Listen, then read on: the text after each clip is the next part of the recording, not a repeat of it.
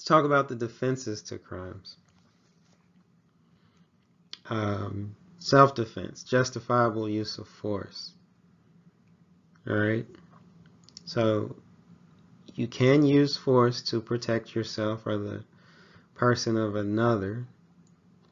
All right.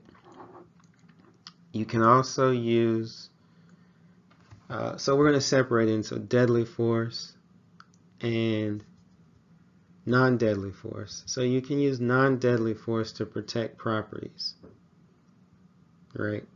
Someone stealing your car, your cell phone, your Xbox, whatever. You can use non-deadly force to protect that. But you, for instance, you couldn't shoot somebody that was running away with your cell phone, right? Because that would be deadly force in protection of property.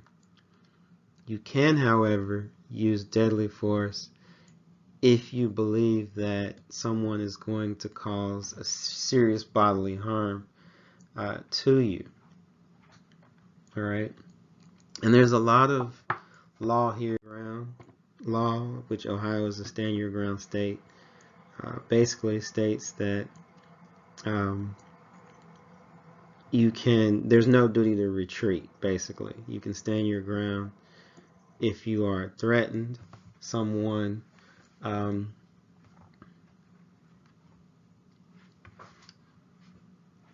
threatens you with force, you can stand your ground, right? In non-stand your ground states, if you have an opportunity to retreat and don't take it, you actually can be held criminally liable for not exercising that duty to retreat when it existed. Also relevant here is the castle doctrine. It's based on the premise that a person's home is their castle and they can protect it with deadly force. All right. So one thing to keep in mind, you initiated the attack.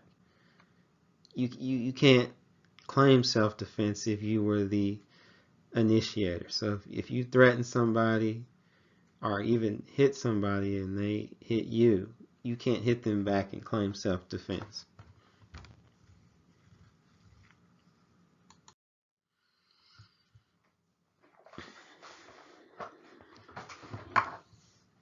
All right. Defenses to criminal liability. Necessity. So, in other words, the crime was necessary to prevent a greater harm.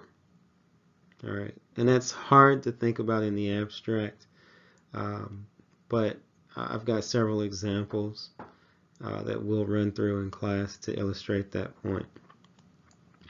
But the general idea is I committed a crime to prevent further injury, or, if you're in the woods and you break into a house to steal food so that you can live, that would be necessity, right? You still would be obligated to pay for the food and the damage, but you would have a defense to criminal liability.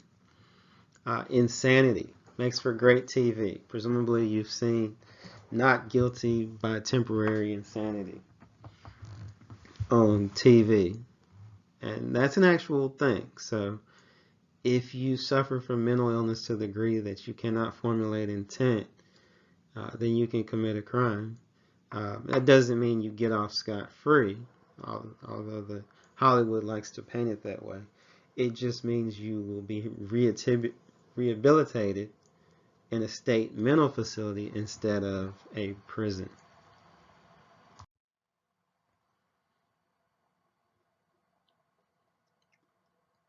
Mistake. All right. So, mistake. I made a mistake. But it has to be a mistake of fact that negates an essential element of the crime.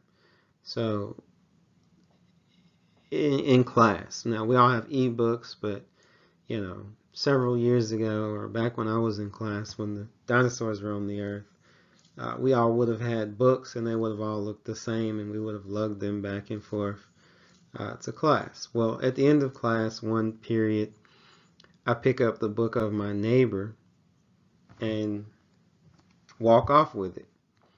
well, that looks like theft, right? I've got somebody else's personal property, but it's a mistake, right? Because I thought it was my book. Turns out it was my neighbor's book. So that's a mistake. There could never be criminal liability in that case. All right. Duress. Again, this is something that you see in movies, right? If a person is forced to commit an offense through force, at gunpoint, or intimidation, duress can be a defense. But it is also worth noting that in no state is duress a defense to murder.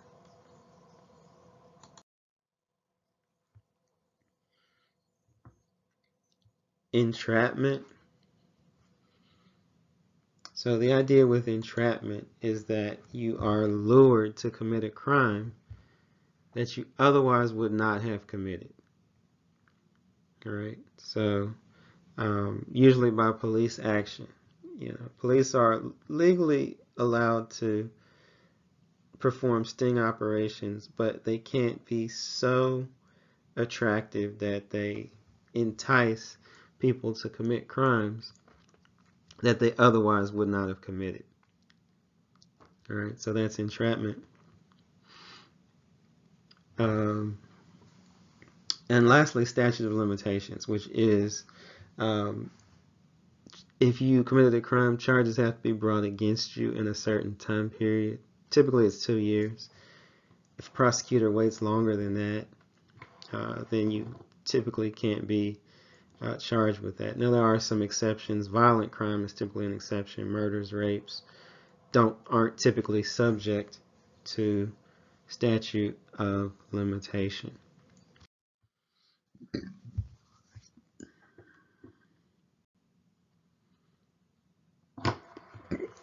All right, constitutional protections in criminal process. So your Fourth Amendment is the protection against unreasonable search and seizure. This doesn't say that the cops cannot search your premises, but they have to have a search warrant signed by a judge, or a basis for probable cause, kind of the plain sight exception. But generally, police need search warrants if they're going to search a home or a dwelling or a place of business.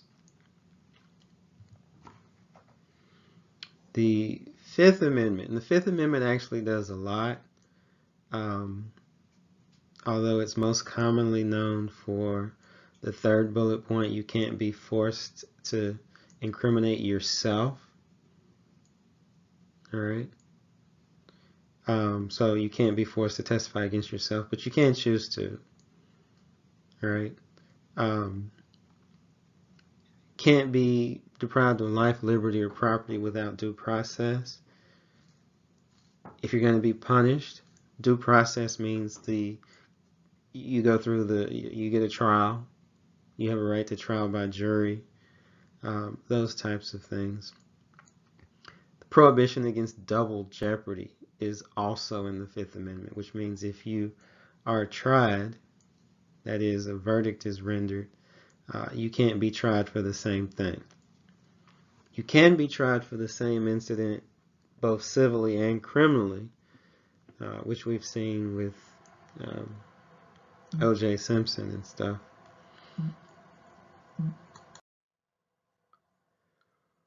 Sixth Amendment is your right to a speedy public trial by jury, the right to be present and hear the testimony of those witnessing against you, and your right to an attorney.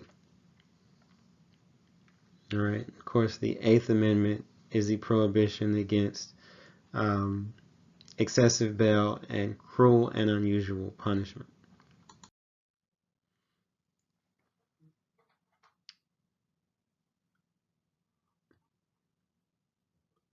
Exclusionary rule.